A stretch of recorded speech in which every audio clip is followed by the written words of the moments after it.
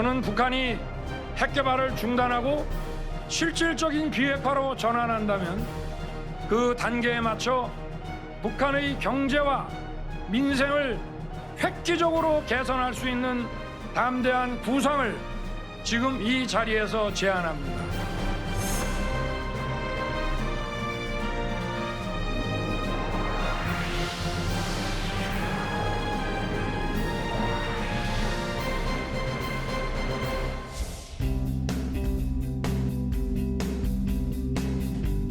세계 패권을 향한 미국과 중국의 경쟁이 과열되고 러시아, 우크라이나 간의 전쟁이 장기화되는 등 최근 국제 정세는 급변기에 놓여 있습니다.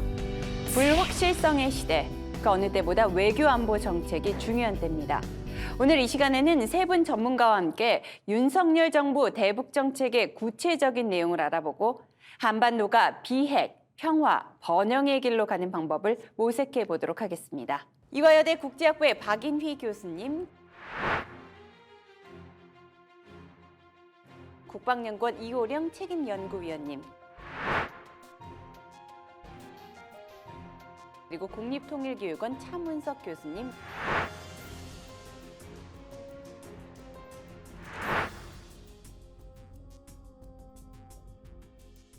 안녕하세요. 네, 안녕하세요. 경제나 정치, 사회 등 모든 면이 국제 정세에 매우 민감하게 반응하는 특성이 있죠. 때문에 대북 정책을 이야기하기에 앞서 먼저 국제 정세가 어떻게 돌아가는지 파악을 하는 게 필요할 것 같습니다. 최근 한반도를 둘러싼 국제 정세 어떻게 돌아가고 있나요? 박인희 교수님부터 먼저 말씀해 주시죠. 아마 올 한 해 동안 언론에 가장 많이 등장한 표현이 국제 질서의 대전환이라고 개인적으로 생각을 합니다. 2월부터 시작되었던 러시아의 반인권적인 우크라이나 침공을 포함해서 미중 갈등이 구조적으로 더욱 악화되는 특징들이 나타나서 외교안보적으로 불안 요인이 아니라고 말할 수 없는데요. 특히 코로나 팬데믹 현상이 아직 끝나지 않은 상황에서 전략 물자 공급을 둘러싼 미중 간의 갈등이라든지 기술 표준 패권 전쟁으로 표현되는 소위 글로벌 표준 전쟁이라든지 한반도에 매우 직접적인 영향을 미치고 있습니다. 소위 21세기형 정글의 시대라고 할까요? 강대국, 약소국은 물론 강대국까지 모두 각자의 이익을 극대화하기 위한 노력을 추구하고 있어서 그야말로 안보적으로 위기 국면이라고 말할 수 있겠습니다. 우리가 돌이켜보면 2012년의 그 시점과 연계해서 지금과 같은 이러한 체제 변화의 주요 굵직굵직한 특징들이 나타났다라고 볼 수가 있어요. 보면 2012년에 김정은 체제가 시작이 됐고요. 그 이후로 그때 바로 또 시진핑의 또 체제가 시작이 됐고, 또 한편으로는 아베가 집권하면서 보통 국가화를 이야기를 했고, 또 트럼프 대통령이 드러나면서 미국 제일주의를 이야기했죠. 그래서 소위 스트롱맨의 시대가 도래가 됐다라고 했고, 그에 따른 어떻게 보면은 국제 체제의 기존의 국제 체제 질서를 자기네들이 원하는 방향으로 국제 체제를 변경하고자 했던 노력들이 지난 10년간 쭉 진행이 되어 온 거라고 볼 수가 있습니다.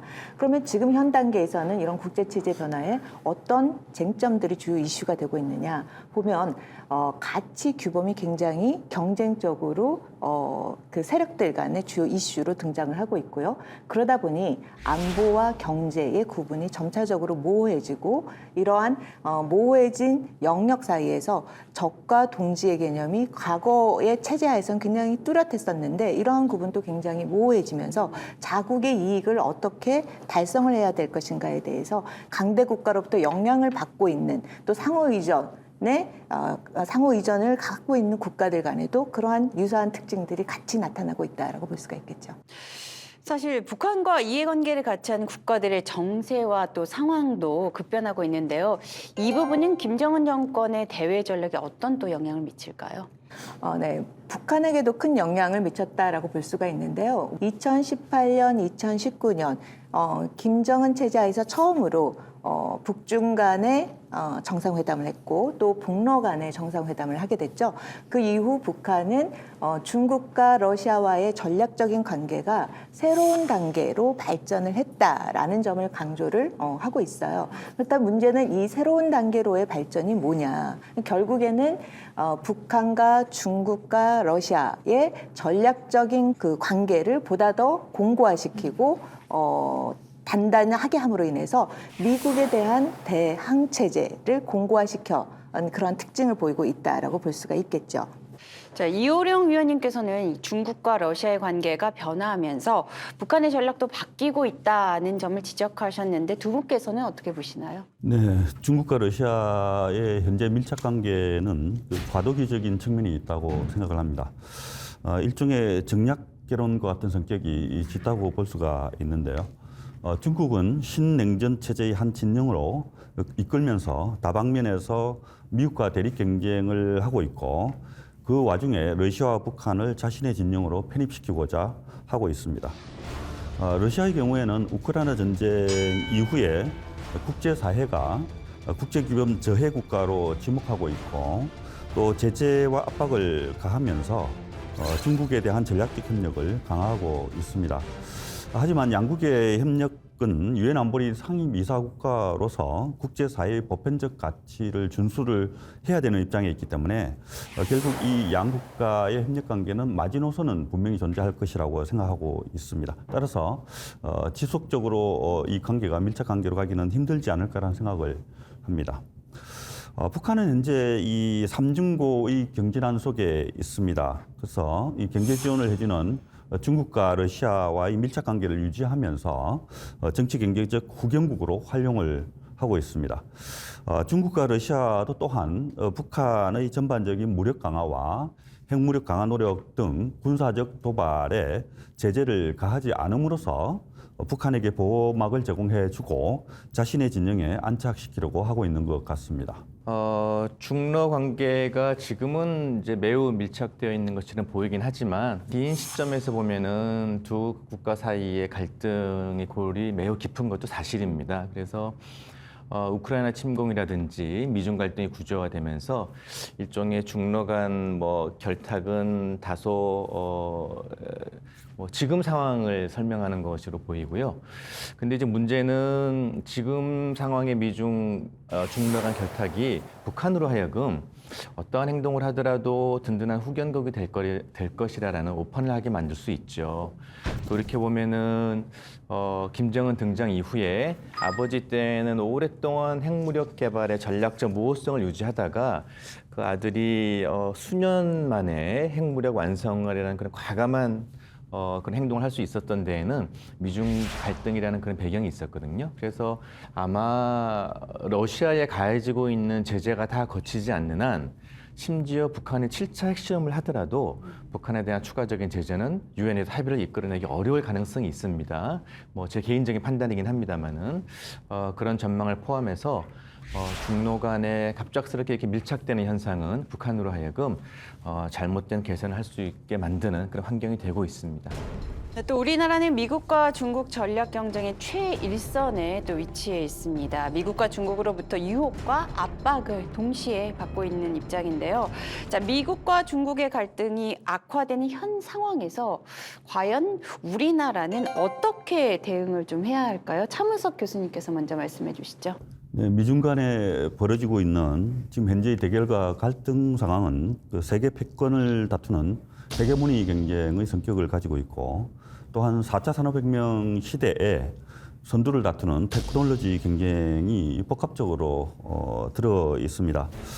이것은 군사 안보와 경제 기술이 동시에 복합적으로 다루어지는 경쟁이라고 할 수가 있죠.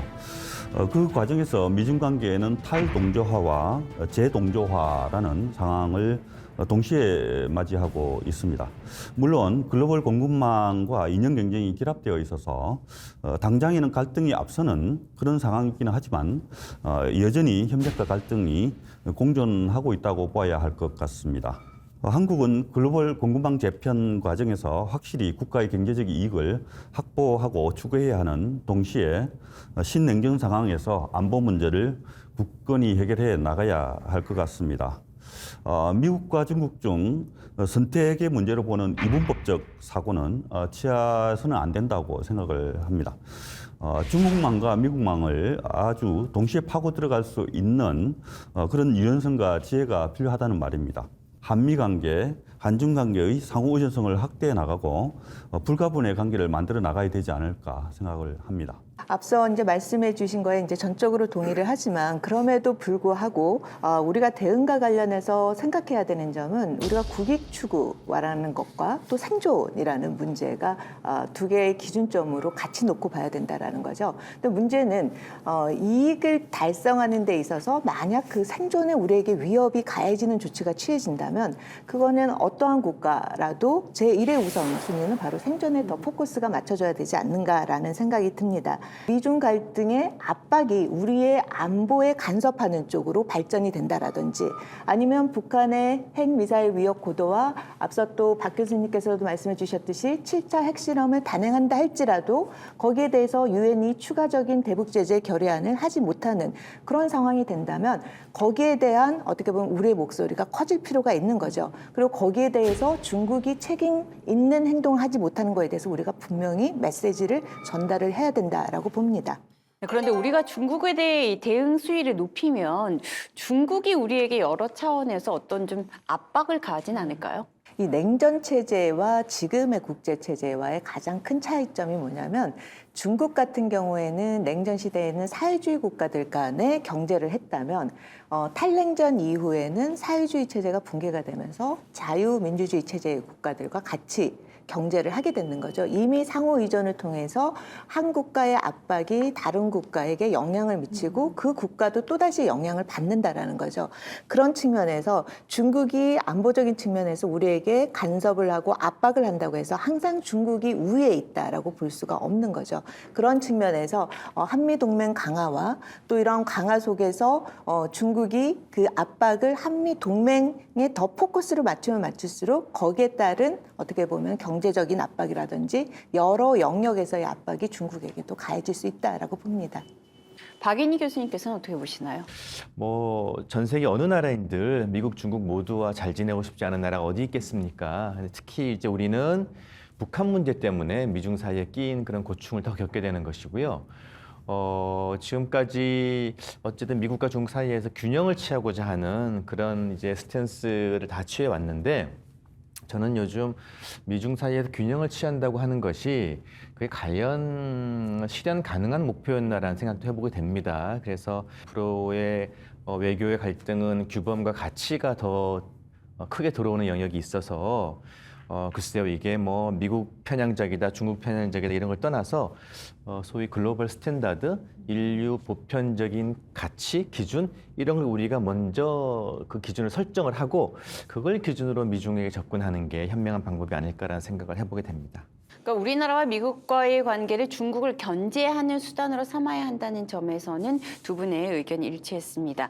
2019년 하노이 북미 정상회담이 무산된 이후에 북한은 한국과 미국의 협력 시도에 일제 호응을 하고 있지 않습니다. 최근에는 계속해서 미사일 도발을 시도하고 또 있고요. 그런 가운데 윤석열 정부가 비핵 평화 번영을 구현하기 위한 대북 정책으로 담대한 구상을 제안했습니다. 담대한 구상으로 대변되는 윤석열 정부의 대북 정책의 핵심은 무엇인가요? 박인희 교수님께서 설명해 주시죠. 핵심 사안을 두 가지만 짚어보고 싶은데요. 비핵화 과정이라는 것이 굉장히 복잡하고 정교한 부분이어서 남북 모두에게 큰 부담이 있는 부분이 있었는데 그걸 어쨌든 좀 형식적으로 제거한 측면이 있습니다. 그래서 비핵화 과정의 단순화를 통해서 북한이 그 틀 속에 들어오기 용이하게 한 측면이 있고요. 그다음에 또 하나는 윤석열 정부가 초기에 밝혔던 110대 국정과제 중에도 이미 언급된 바가 있는데요. 북한이 비핵화와 관련된 진정성을 보인다면 과거 진보 정부들이 추구했던 관여 정책도 적극적으로 추구하겠다라는 그런 내용을 밝히고 있습니다. 관여 정책이요? 네, 그러니까 뭐 대북 지원이라든지 과거에는 쉽게 생각하지 못했던 대규모 인프라 지원 이런 것들이 지금 제시되고 있습니다. 물론 아까 말씀드렸다시피 비핵화와 관련된 진정성이 전제가 되어야 되고요. 그래서 담대한 구상의 핵심 포인트를 저는 두 가지로 꼽는데 하나는 비핵화 과정의 단순화와 어떤 연결고리에 대한 부담을 좀 줄임으로써 북한이 쉽게 들어오게 만들었고, 그다음에 보수 정부로서의 스탠스를 분명히 하면서도 진보 정부가 추구했었던 대북 지원 프로그램을 포함한 관여 정책의 장점도 수용하고 있는 그런 특징을 꼽을 수 있습니다. 네, 이제 소위 3D에서 3D의 원칙을 제시를 했는데 첫 번째 D에 해당되는 게 디터런스, 억지입니다. 그러니까 북한의 핵 위협, 미사일 위협이 굉장히 고도화되고 있죠. 올해만 보더라도 북한이 김정은 체제 하에서 가장 많은 종류의 미사일로 가장 많은 미사일을 발사했을 정도로 핵미사일 위협 고도화는 계속되고 있다라는 거죠. 이런 위협에 대해서 철저히 억지를 하겠다라는 점이 첫 번째 원칙이고요. 그다음에 두 번째로는 단념, 디세이전입니다. 그러니까 북한이 아무리 그렇게 핵 개발을 하더라도 그 핵을 사용하지 못하게끔 단념하게끔 하는데 초점이 맞춰져 있는 거죠. 그러니까 결국에는 북한이 아무리 많은 핵을 갖고 있어도 사용하지 못하면은 그거는 무용지물이 되겠죠. 그래서 바로 그러한 측면에 초점을 맞춘 정책이라고 볼 수가 있겠고요. 그다음에 세 번째 원칙은 D가 다이얼로그, 남북 관계에서의 대화, 모든 조건 없는 대화를 이야기를 하고 있고 또 하나의 D는 또 디플로마시, 외교라고 볼 수가 있는 거죠. 북한의 이러한 비핵화 문제와 우리가 담대한 구상을 풀어가는 데 있어서 남북만의 문제, 남북 관계를 통해서만 이 문제를 풀 수 없기 때문에 주변 국가와 국제, 사회, 국제 무대에서 외교적인 노력을 통해서 이 문제를 풀겠다라는 이러한 원칙 하에서 담대한 구상을 추구하고자 합니다. 그렇다면 비핵 평화, 번영의 한반도를 실현하기 위한 핵심 추진 과제는 무엇인가요?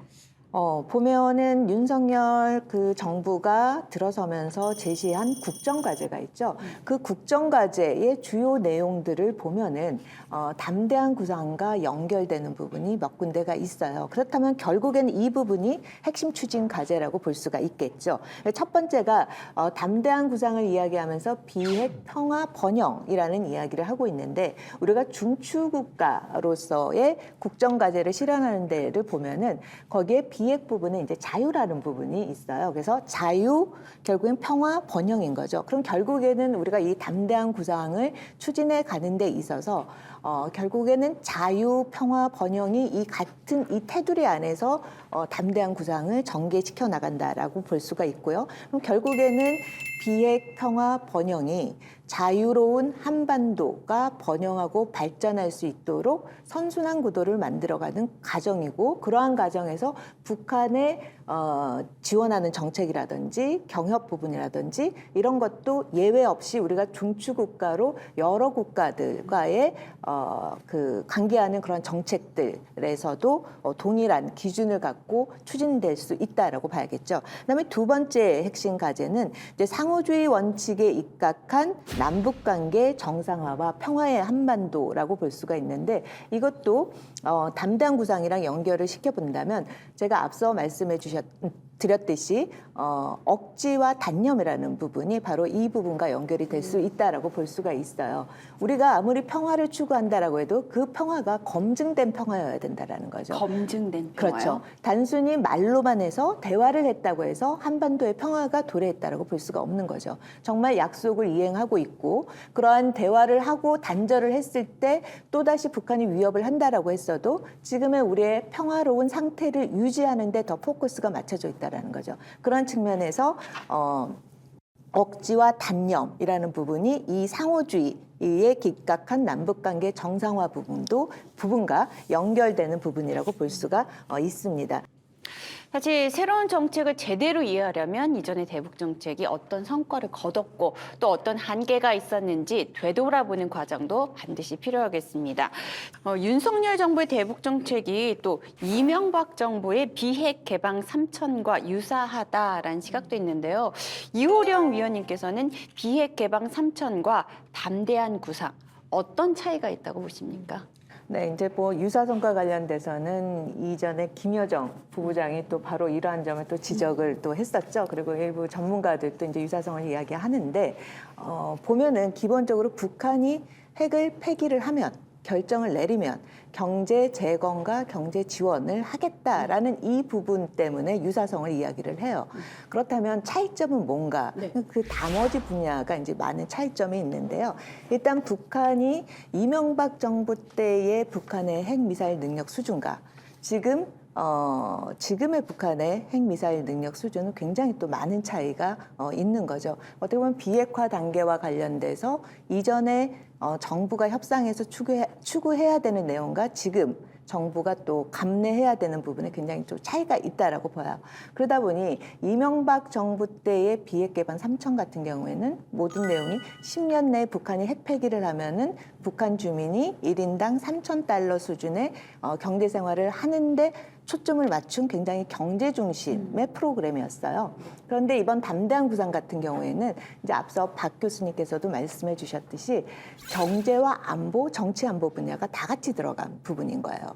그리고 앞서 문재인 정부 같은 경우에는 북한의 비핵화와 관련된 정의, 그리고 최종 엔드 스테이트를 어떻게 할 것인가에 대한 이 부분이 굉장히 모호했었어요. 네. 그러나 이번 담대한 구상에서는 여기에 대한 정의가 명확히 이루어지면 이 단계를 최소화, 그전에는 이제 우리가 비핵화 단계를 3단계로 했었는데 2단계로 북한의 비핵화와 관련된 초기 조치들이 들어갈 것이고, 그러한 초기 조치가 이루어져서 북한이 정말 실질적인 비핵화 과정을 가면 그때 안보적인, 정치 안보적인 조치로 평화 체제와 관련된 논의라든지 미북 관계 정상화에 관련된 지원이라든지 이런 부분들이 같이 투영이 된다라는 거죠. 그런 측면에서 이전 정부의 그런 프로그램들과는 차이가 있다라고 볼 수가 있겠죠. 좀 더 구체화되고 명확해졌다라고 생각하면 될까요? 그렇죠. 자, 윤석열 정부의 새로운 대북 정책에 대해 북한도 즉각적으로 반응을 했습니다. 차문석 교수님은 북한에 보인 반응 중 어떤 부분을 가장 인상적으로 좀 보셨나요? 예, 우리 정부의 담대한 구상에 대한 북한의 가장 강력한 반응이라고 저는 생각하는 게 핵 문제에 대한 입장 표명에서 드러나지 않았나 이런 생각을 해봅니다. 북한은 그 핵은 국채이고 경제 협력과 흥정할 수 없다라고 언급을 했고요.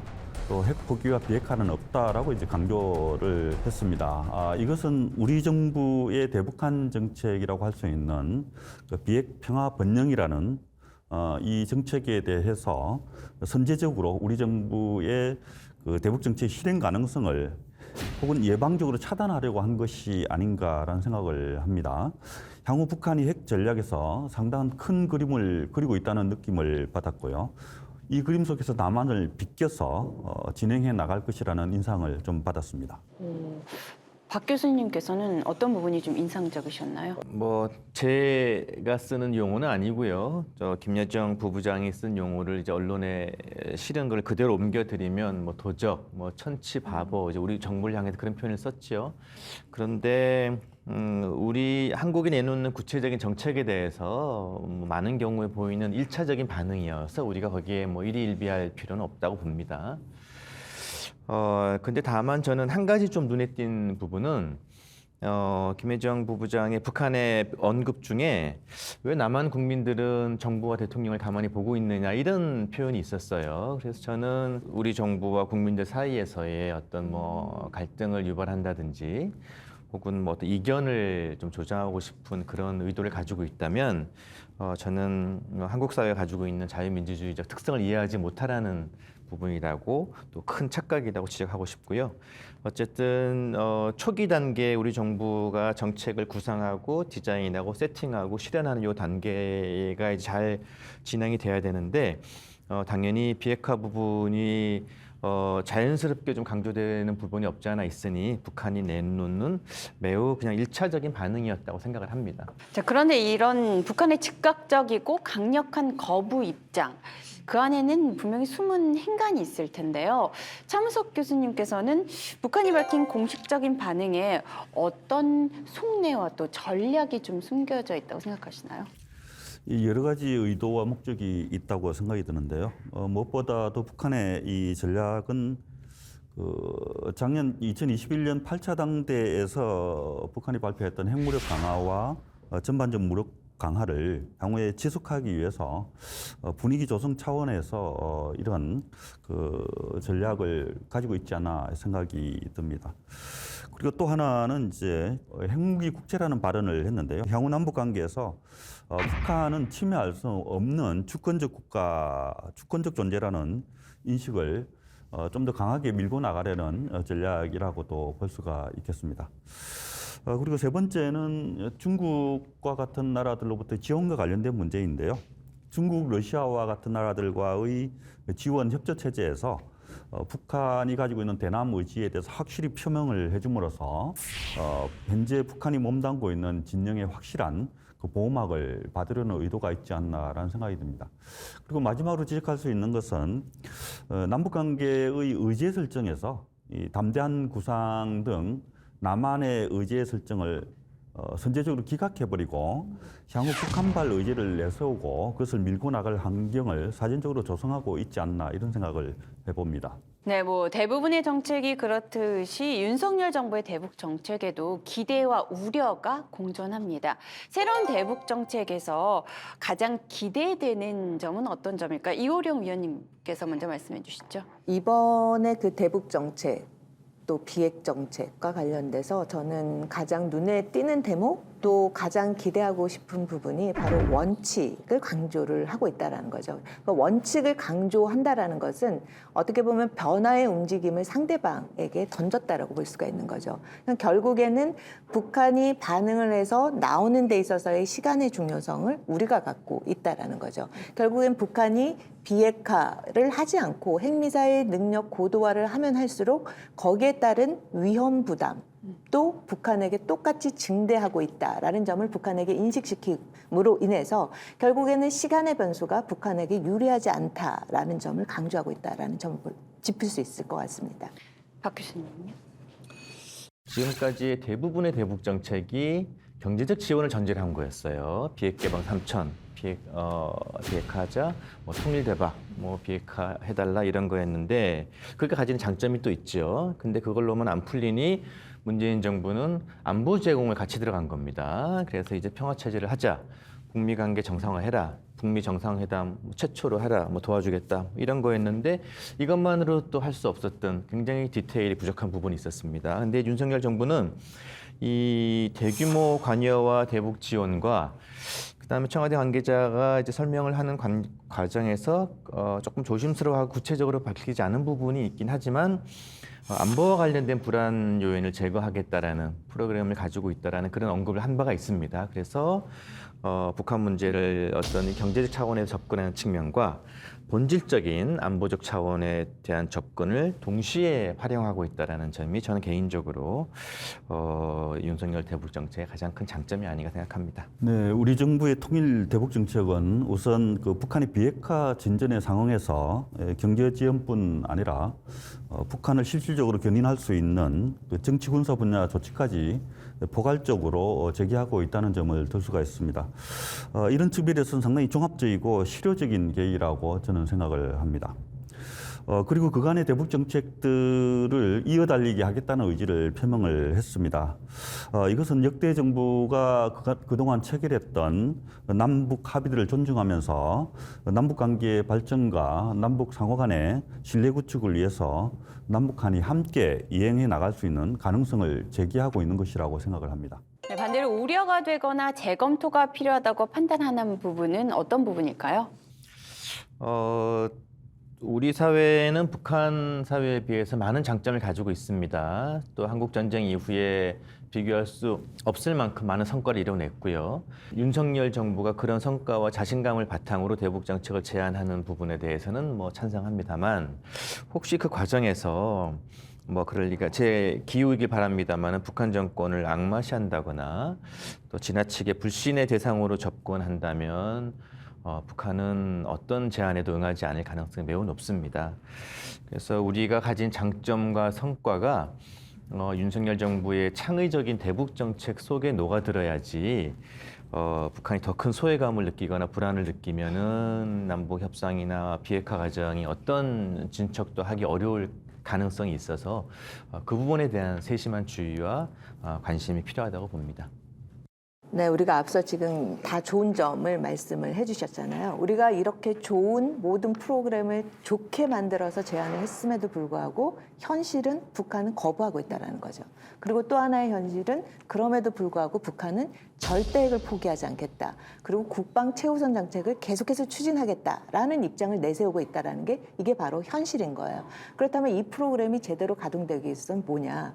우리가 뭐를 해줄게라는 부분과 관련된 제안 뿐만 아니라 너희가 하지 않았을 경우에 드는 아픔과 고통은 또 얼만큼 높은지에 대한 그 정책 부분도 또한 같이 개발이 돼야 된다는 거죠. 우리가 원칙 있게 북한과의 관계를 발전시키고 거기에 따라서 비핵화를 시켜나간다면 플러스에 해당되는 부분에 대한 설명도 많이 필요하지만 또한 북한이 지금의 입장을 고수했을 경우 발생할 수 있는 마이너스 분야에 대한 정책이라든지 이런 것도 보여줄 필요가 있다라고 보여집니다. 네, 결국 담대한 구상 실효성을 확보하려면 북한의 호응을 이끌어내는 게 가장 중요할 텐데요. 어떻게 하면 북한의 협상 테이블로 좀 이끌어낼 수 있을까요? 굉장히 쉬울 듯 하면서도 가장 어려운 질문인 것 같아요. 북한이 사실상 우리가 협상의 테이블에 어떻게 하면 나오게 할 것인가에 대한 또 어려움이 있지만 또 다른 어려움은 뭐냐면 북한이 설사 협상 테이블에 앉아서 우리가 대화를 한다고 하더라도 그것이 바로 북한이 비핵화의 실질적인 조치로 이어질 수 있다라는 보장도 할 수 없다라는 거죠. 우리가 이미 지난 북한의 비핵화 협상이 거의 30년을 해왔죠. 1차 핵 위기부터 시작해서 지금까지 해온 과정에서 북한이 비핵화 협상을 이행을 하는 과정에서도 뒤로 후퇴를 했었고 그런 폐기 과정에서 북한이 내세웠던 논리가 앞으로 우리가 향후 북한이 협상 테이블에 앉아서 진행해가는 과정에서 그 논리를 다시 반복하지 않으리란 보장은 없다라는 거죠. 그런 측면에서 우리가 북한을 협상 테이블에 이끌어내는 방법도 중요하지만 북한이 협상의 장에 앉았을 때 과거와 같은 그런 패턴을 하지 못하게끔 하는 장치를 마련하는 것도 굉장히 중요하다라고 봅니다.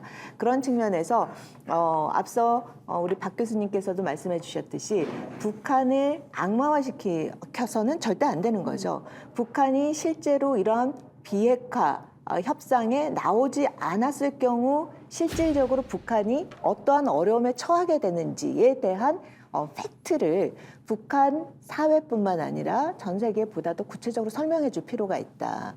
결국에는 북한이 안보와 경제를 절대 교환할 수 없다라는 부분을 강조하고 있지만 실질적으로 북한이 정말 그렇게 안보가 불안한가에 대한 문제를 보다 좀 명백하게 이야기할 필요가 있고요. 또 지금과 같이 계속 이 논리로 가져갔을 경우 북한 주민들이 받는 그런 고통과 피해, 그러한 안보적 논리로 가져갔을 경우 결국엔 북한 전 주민들을 어떻게 보면 인질로 삼는 경우가 되는 거죠. 거기에 따른 피해에 해당되는 거를 우리가 좀 국제사회라든지 북한 주민들을 상대로 좀 알려줄 필요가 있다. 그것이 결국에는 북한에게 협상의 장에 나올 수밖에 없게 하고 비핵화 협상과 관련돼서 논리적인 생각을 바꾸게 하는 그런 장치가 되지 않을까라는 생각이 듭니다. 네, 이 박사님 말씀에 대체로 동의하고요. 연장선에서 하나만 짚어보면 비핵화 혹은 남북 협상의 첫 물꼬를 트는 일이 매우 중요합니다. 지금 북한의 거친 반응으로 봐서는 짧은 시간에 이루어지기 어렵고요. 근데 이제 하나 생각해 볼 부분은 올해 들어서 제가 한 20여 차례 이제 꼽다가 그다음부터는 꼽기를 이제 포기했는데 굉장히 무모한 미사일 도발, 그 미사일 도발에는 대륙간 탄도미사일로 알려지는 ICBM까지 포함되어 있고요. 그거를 좀 해석해 볼 필요가 있는데 물론 전문가들에 따라서 관점이 다르실 수는 있겠습니다만 대체로 내부 결속의 문제, 북한 사회 내부에, 그다음에 아주 어려운 경제적인 궁핍, 어려움, 그리고 미국을 향한 대미 메시지 이런 것들이 종합적으로 이렇게 작용하고 있는 그런 결과인 것 같아요. 그렇게 보면은 중간 선거에서 승리했다고 보기는 어렵지만 하원 의석을 조금 잃었으니까 하지만 바이든 행정부가 정치적 승리를 거둔 건 분명해서 한국 정부의 대북 정책에 대한 지지 혹은 이해할 가능성이 조금 더 넓어졌고요. 그다음에 집권에 자신감을 붙은 바이든 정부가 대북 정책에 대해서 조금 여유를 가지고 생각해 볼 여지가 조금은 생겼습니다.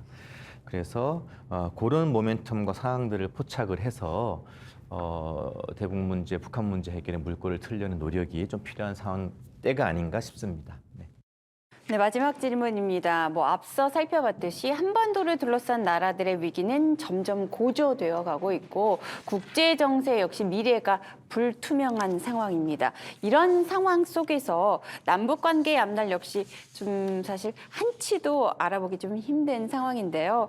윤석열 정부가 이런 난관을 어떻게 돌파해 가야 할지 한 말씀씩 부탁드리겠습니다.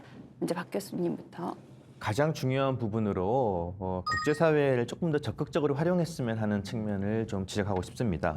북한 핵 문제는 한반도 안보 상황의 어젠다를 넘어서서 동아시아 전체 안보 어젠다가 되었고 심지어 미중 갈등과 맞물리면서 가장 중요한 국제안보 현안으로 등장하고 있습니다. 그래서 지금은 우크라이나 전쟁이나 이런저런 문제에 조금 이슈가 가려져 있는 측면이 있긴 하지만 이제 이번 겨울이 지나고 우크라이나 전쟁의 소강 상태 혹은 희망컨대 평화협상이라도 재개가 된다면 내년에 북핵 문제가 더 두드러지게 보일 상황도 높기 때문에 그럴 가능성이 높기 때문에 원칙에 입각한 대북 정책이라는 스탠스 자체는 저는 지지를 합니다. 윤석열 정부 입장에 지지를 하는데 이 과정에서 국제 정치의 격변기 우리가 처음부터 얘기했던 부분 국제 질서 대전환의 그런 상황을 조금 더 적극적으로 활용하는 그런 기회를 삼으면 어떨까라는 말씀을 드리고 미국과 중국이라는 한반도 문제 관여자는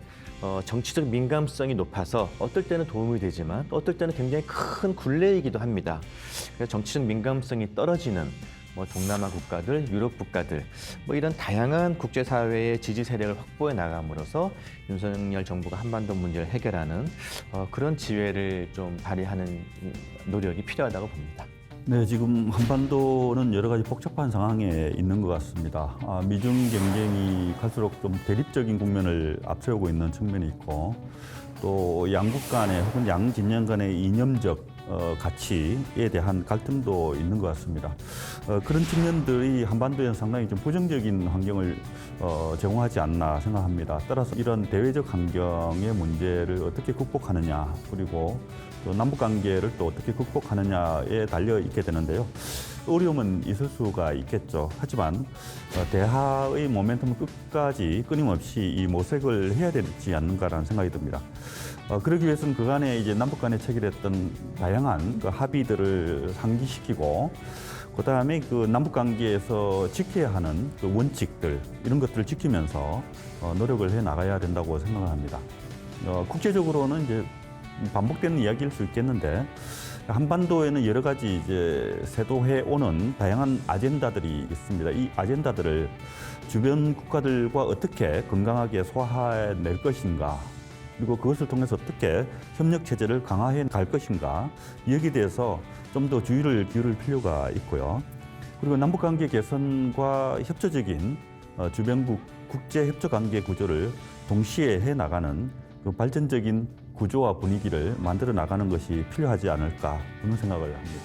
네, 앞서 이제 두 분이 굉장히 좋은 말씀을 해주셨는데요. 이제 그렇게 하려고 하면 바로 이제 밑에 깔려야 되는 것이 여기에 대한 한반도 정책에 대한 남북한 뿐만 아니라 주변 국가 그리고 우리가 중추 국가로서 해야 된다라고 했을 때 전 세계를 향한 그런 목소리와 관련돼서 이 모든 것에 대한 공감대가 형성이 돼야 되는 거죠. 네, 이러한 공감대가 형성이 되고 그러한 우리의 정부의 외교 정책이라든지 통일 정책이라든지 대북 정책이라든지 이런 것이 공감이 되고 지지를 받게 됐을 때 그때 어떻게 보면 정책이 성공적으로 이어질 수 있다라고 보여집니다. 또 한편으로 국민들도 거기에 따른 공감을 하고 지지를 해주는 것이 매우 중요하다고 볼 수가 있겠죠. 네, 지금까지 윤석열 정부의 대북 정책에 대해 얘기 나눠봤습니다. 아무쪼록 담대한 구상이 한반도의 비핵화, 평화, 번영의 출발점이 될 수 있기를 바라봅니다. 박인희 교수님, 이호령 책임연구위원님, 차문석 교수님 세 분 귀한 의견 감사드립니다. 시청해주신 여러분 감사합니다.